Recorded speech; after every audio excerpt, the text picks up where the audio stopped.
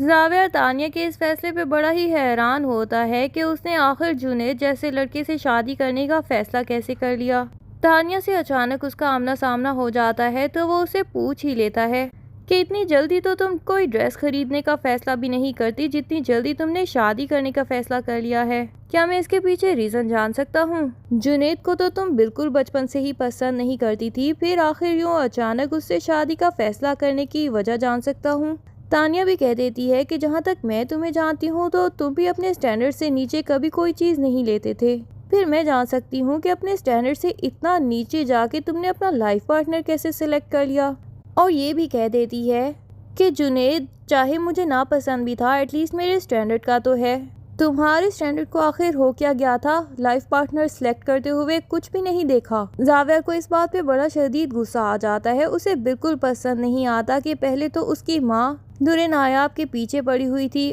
اب یہ بھی گھر میں آ جائے گی اور دورِ نایاب کی بلا وجہ کی خامیاں نکال کے زاویہ کے سامنے بتاتی رہے گی۔ لیکن زاویہ اس کی بات کو اگنور کر کے آگے چلا جاتا ہے اور دل میں سوچتا ہے کہ میں سب کو پروف کر ہی دوں گا کہ دورِ نایاب میری غلط سلیکشن نہیں تھی۔ سب کو اس میں وہی کوالٹیز نظر آنے لگ جائیں گی جو مجھے اس میں دکھائی دیں اور جس کی وجہ سے میں نے اس سے شادی کی، تاکہ سب کو پتہ چل جائے کہ میں نے اندھا ہو کے اس سے شادی نہیں کی، بلکہ وہ واقعی اتنی خوبیوں کی مالک ہے جتنی عام لڑکیاں نہیں ہوتی۔ پر ان سب لوگوں کی باتیں زاویہ کے اوپر اتنی اثر انداز کرتی ہیں کہ زاویہ یہ بھی بھول جاتا ہے کہ اسے دورِ نایاب کی باتیں پسند کون سی آئی تھیں۔ اسے تو یہی بات ہی پسند آئی تھی کہ وہ اتنی حیا والی، نیک، شریف اور معصوم لڑکی ہے جسے دنیا کی ہوا نہیں لگی۔ لیکن سوسائٹی کی باتیں سن کے وہ آہستہ آہستہ دورِ نایاب کو بھی ایسا ہی بنا دے گا جیسے کہ اس کی سوسائٹی کی باقی لڑکیاں ہیں، اور اس کے بعد اس کو احساس ہوگا کہ میں نے تو دورِ نایاب کو بھی عام لڑکی کر دیا۔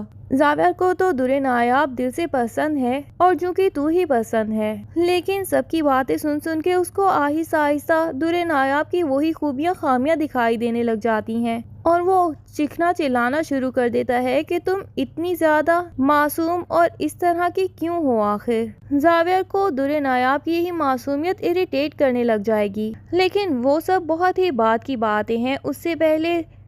تانیہ اور جنید کی شادی والے دن دورِ نایاب کو پہلی دفعہ ہی خاندان میں اور ساری سوسائٹی میں نگار بیگم نے انٹروڈیوس کروانا ہے، تو وہ اس کو اچھے سے ڈریس اپ کرواتی ہیں، اچھے پارلر سے تیار کرواتی ہیں اور اس کو ساڑی باندھنا بھی سکھا دیتی ہیں۔ دورِ نایاب نے پہلی دفعہ ہی ساڑی باندھی ہوتی ہے، جب زاویہ اس کو دیکھتا ہے تو وہ اس کی بہت تعریف کرتا ہے کہ تم بہت اچھی لگ رہی ہو اس ساڑی میں، اور اس کے بعد اس کو بازو سے پکڑ کے ہی میرج ہال تک لے کے جاتا ہے۔ زاویہ کے سہارے کے ساتھ دورِ نایاب کے لیے چلنا بھی آسان ہو جاتا ہے اور اس کے بعد وہ دادی کے پاس ہی کھڑی ہو جاتی ہے۔ دورِ نایاب کے لیے ہائی ہیلز میں چلنا بہت ہی زیادہ مشکل ہوتا ہے، لیکن نگار بیگم کی فرمائش پہ وہ ساڑی اور ہائی ہیلز بھی پہن لیتی ہے۔ پر جب سٹیج پہ فوٹوز بن رہی ہوتی ہیں اور زاویہ دورِ نایاب کو بھی بلا لیتا ہے کہ تم بھی آؤ اور میرے ساتھ فوٹو بنواؤ، تو دورِ نایاب نہ چاہتے ہوئے بھی سٹیج کی طرف چل پڑتی ہے۔ ایک تو اس کی چال ہی اتنی عجیب لگ رہی ہوتی ہے کیونکہ اس نے زندگی میں پہلی دفعہ ہی تو ہائی ہیلز پہنی ہے، اور پھر چلتے چلتے وہ اچانک سے پاؤں پھسلنے کی وجہ سے گر جاتی ہے۔ تانیہ کے ساتھ ساتھ جیفی بھی کھلکھلا کے ہنس پڑتی ہے اس بات پہ، اور نگار بھی دل ہی دل میں بہت زیادہ خوش ہوتی ہیں کہ بڑا اچھا ہوا زاویہ کو صحیح لوگوں کے سامنے ہی سبق مل گیا، بڑی یونیک لڑکی پسند کرنے کے چکر میں صحیح نمونہ پسند کیا ہے اس نے، پر آخر کتنے عرصے تک اس کی یہ حرکتیں برداشت کر پائے گا؟ وہ بھی زاویہ کو بچپن سے جانتی ہیں کہ یہ سب چیزیں زاویہ کے معیار کے مطابق نہیں، اسی لیے تو وہ دورِ نایاب کو بھی چیلنج کر چکی ہیں کہ تم جیسی لڑکی زاویہ کی زندگی میں زیادہ عرصے تک ٹک نہیں پائے گی۔ تمہاری محبت میں شاید اندھا ہو کے اس نے شادی تو کر لی ہے، لیکن تمہاری خامیاں بھی آخر اس کو جلد ہی نظر آ جائیں گی۔ تمہیں کچھ بھی تو نہیں آتا، نہ اچھا پہننا اوڑھنا، نہ ٹھیک سے بات کرنا، اور نہ ہی کھانے پینے کی یا لوگوں کے سامنے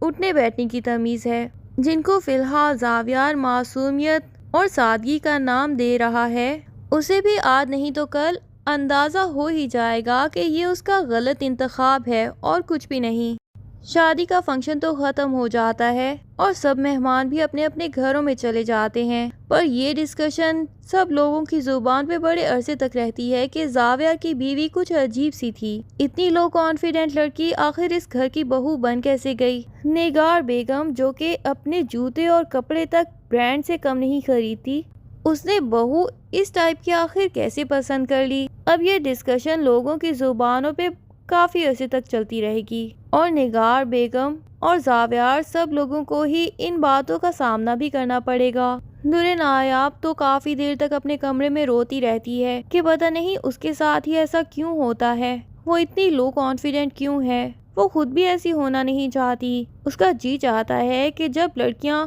کالج میں اس کو تنگ کرتی تھی تو وہ بھی ان کو آگے سے جواب دے پائے، ان کا مقابلہ کر پائے اور ایسی نہ ہو کہ کوئی بھی آرام سے اس کو بدھو بنا کے چلا جائے۔ اس کا یہ بھی جی چاہتا ہے کہ وہ بھی تانیہ کی طرح کانفیڈنٹلی اس گھر میں پھرے اور ان سب کانفیڈنٹ لڑکیوں کی طرح ہی ہو۔ وہ دادی کے سامنے رو رو کے اپنا سارے دکھ بیان کرتی ہے اور زاویہ کی دادی اسے سمجھاتی ہیں کہ جو کوالٹیز تمہیں دکھائی دیتی ہیں وہ تو ان سب لڑکیوں میں ہی ہیں، لیکن جو خوبیاں تم میں ہیں وہ تو صرف تم میں ہے، وہ ان لڑکیوں میں تو کبھی نہیں آ سکتی۔ تم ان کی طرح چاہو تو ماڈرن کبھی بھی ہو سکتی ہو، خود کو گروم کر سکتی ہو، لیکن تمہارے جیسی معصومیت تو دوبارہ کبھی کسی کو نہیں مل سکتی۔ اور پھر زاویہ کو تو تم ایسے ہی پسند ہونا، تو خود کو کیوں چینج کرنا چاہتی ہو؟